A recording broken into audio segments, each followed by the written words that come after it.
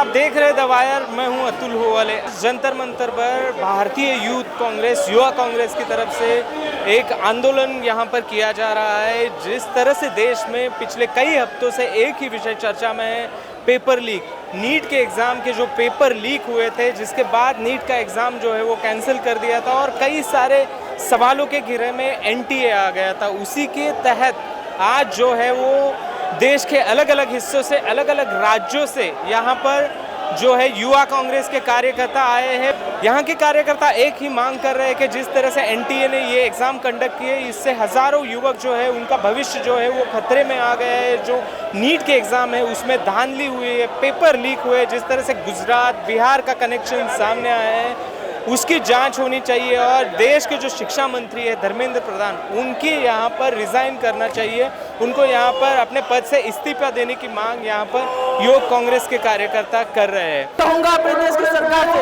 ये जो चाहते हैं बुलडोजर में चाबी डाल के किसी का घर तहस नहस कर देते हैं। मैं अपनी देश की सरकार से यही पूछना चाहता हूँ, एक भी पेपर लीक पेन का बुलडोजर चला हो तो बताएं हमें। ये कहते हैं देश को विश्व गुरु बनाएंगे, क्या डंडे की नोक पे विश्व गुरु बनाएंगे? क्या ये हमारी देश की सरकार क्या करना चाहती है? युवाओं के साथ कौन सा खेला करना चाहती है? एक पेपर नहीं, चार पेपर। कल यूपीएससी का भी पेपर लीक हो जाएगा। इनसे पेपर भी कोई भी पेपर इनसे पकड़ा नहीं जाता। करे नया कानून बनाएंगे।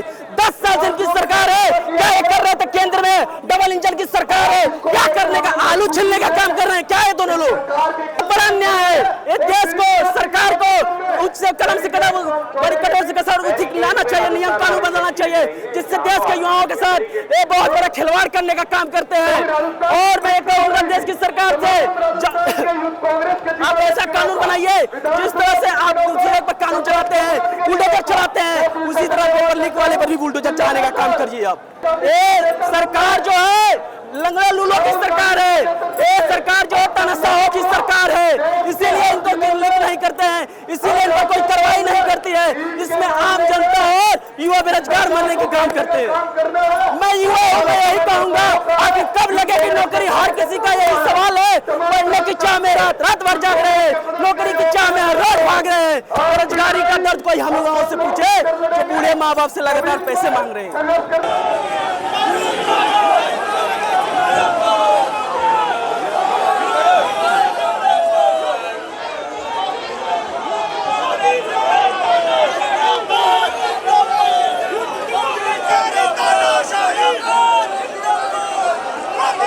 पेपर लीक का ये स्कैम चल रहा है। ये मैं इसको स्कैम इसलिए कह रहा हूँ क्योंकि पिछले 2 वर्षों में उत्तराखंड से लेकर, मैं उत्तराखंड राज्य से आता हूँ, उत्तराखंड से लेकर राजस्थान से लेकर कोई ऐसा स्टेट नहीं है।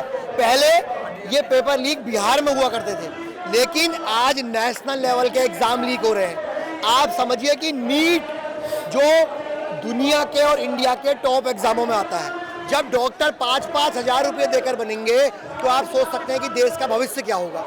उत्तराखंड में 4 पेपर लीक हुए, जिसमें से जेईई के पेपर मैंने भी दिया था, लेकिन वो पेपर लीक हो गया।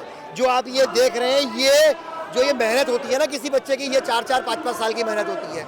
कोई मध्यम वर्ग का माता पिता अपने बच्चे को पूरी जीवन की कमाई लगाता है कि वो पढ़ाई लिखाई करे और अच्छा उसका भविष्य हो, लेकिन आज लीक पे लीक। मुझे लगता है कि सरकार को पहले अधिक से अधिक प्लम्बरों की भर्ती करनी चाहिए कि वो इस लीक को रोकें और जो युवाओं के भविष्य के साथ खिलवाड़ ना करें। मुझे लगता है कि नैतिकताएं इस देश में बची ही नहीं है। अगर नैतिकता बची होती तो धर्मेंद्र प्रधान जी ने अभी तक इस्तीफा दे देना चाहिए था, क्योंकि वह इस जो इंस्टीट्यूशन है उसके हेड है, और इस इंस्टीट्यूशन के हेड होने के नाते उनकी नैतिक जिम्मेदारी बनती है कि ये पेपर 5-5 हज़ार रुपये में कैसे बिक रहा है, वो इसके प्रति जवाबदेह हैं। और देश की जनता ने उनसे सवाल पूछ रही है कि आप क्या कर रहे थे जब पेपर लीक हो रहे थे? आप क्या कर रहे थे? आपको देश की जो जनता है उसने शीर्ष स्थान तक पहुँचाया, और आज आप पेपर लीक जो हो रहे हैं उसको बैन नहीं कर पा रहे। जो इतना माफिया चल रहा है पूरे देश में, कितने हजारों करोड़ों का ये व्यापार बन गया है कि पेपर लीक हो रहे हैं और युवाओं के भविष्य को बेचा जा रहा है। तो आप ये समझिए कितना बड़ा स्कैम है।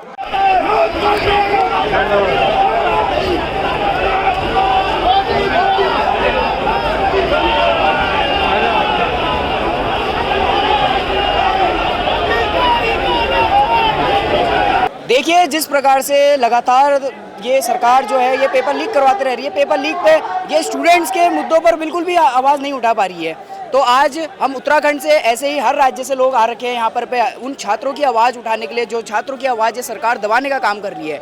उन छात्रों की आवाज़ उठाने के लिए हर राज्य से यहाँ पर पे लोग आ रखे हैं। नीट का पेपर जो एक नेशनल लेवल का पेपर है वो पेपर लीक हो गया। तो सोचिए नीट जो एक ऐसा पेपर है जिससे लोग डॉक्टर बनते हैं, वो पास करके लोग डॉक्टर बनते हैं। अगर डॉक्टर ही हमारे देश के सही नहीं बनेंगे तो हमारा देश कैसे आगे बढ़ेगा। तो ऐसे ही पेपर खूब सारे लीक हो रहे हैं। हमारे उत्तराखंड में भी बहुत सारे पेपर लीक हो रहे हैं। तो उसी की आवाज़ उठाने के लिए आज हम राजधानी में उत्तराखंड से उन छात्रों की आवाज़ को बुलंद करने के लिए, उन छात्रों की आवाज़ को सांसद तक पहुंचाने के लिए हम यहाँ पर आए हैं और धर्मेंद्र प्रधान जी को ये जताने आए हैं कि अगर इस पर सख्त से सख्त कार्रवाई नहीं की गई तो इससे और बड़ा आंदोलन होगा। और साथ ही साथ ये जो नीट, ये जो एनटीए है, वो नरेंद्र मोदी की एक एजेंसी है जो हमारे छात्रों पे वार करते रह रही है, स्टूडेंट्स पे वार कर रही है।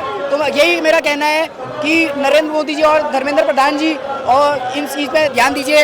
ये देखिए ये एक डेमो है, इस प्रकार से पेपर लीक हो रहे हैं।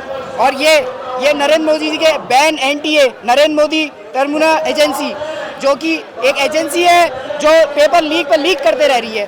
तो ये एजेंसी नरेंद्र मोदी चला रहे हैं। उनसे कहना चाहते हैं हम कि स्टूडेंट्स की आवाज़ सुने और ये पेपर लीक मुद्दे को संसद में उठाएं और इस पर सख्त से सख्त कार्रवाई करें।